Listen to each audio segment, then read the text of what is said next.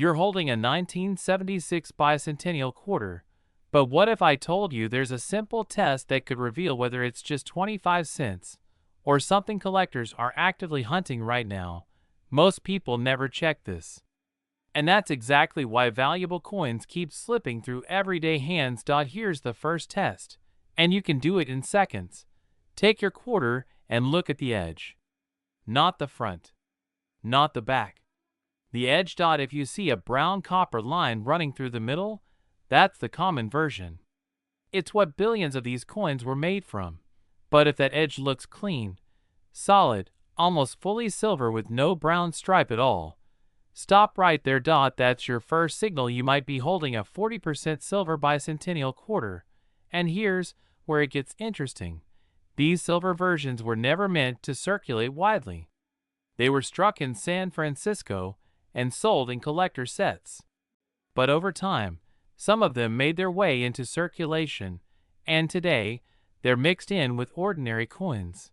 Now let's move to the second test, the one most collectors don't even talk about. It's called the tissue test. Place your quarter on a table, then lightly cover it with a thin white tissue. Now compare it with a regular modern quarter under the same tissue. A normal copper nickel coin will look dull, almost gray. The light barely reflects through. But a silver coin behaves differently. It reflects light much more aggressively. Through the tissue, it appears brighter, whiter, almost glowing compared to the dull coin beside it. That difference is subtle, but once you see it, you can't unsee it. And this is exactly how experienced collectors quickly separate silver from clad coins without tools. Now, if your coin passes both tests, the edge test and the tissue test, you're not done yet, because this is where real value starts to build. Flip the coin and check for the S. Mint mark under George Washington's neck. That confirms it came from San Francisco, the only mint producing these silver versions. Next, examine the surface closely. You're looking for sharp details, clean fields, and no visible wear. The drummer boy design, created by Jack L. H.R., should look crisp, especially in the drum lines and torch. If the coin looks almost untouched, like it just left the mint, that's when collectors start paying serious attention. Now let's talk value, because this is what everyone wants to know. A typical circulated Bicentennial Quarter is worth face value. A confirmed 40% silver version can range from a few dollars up to $20 or more depending on condition.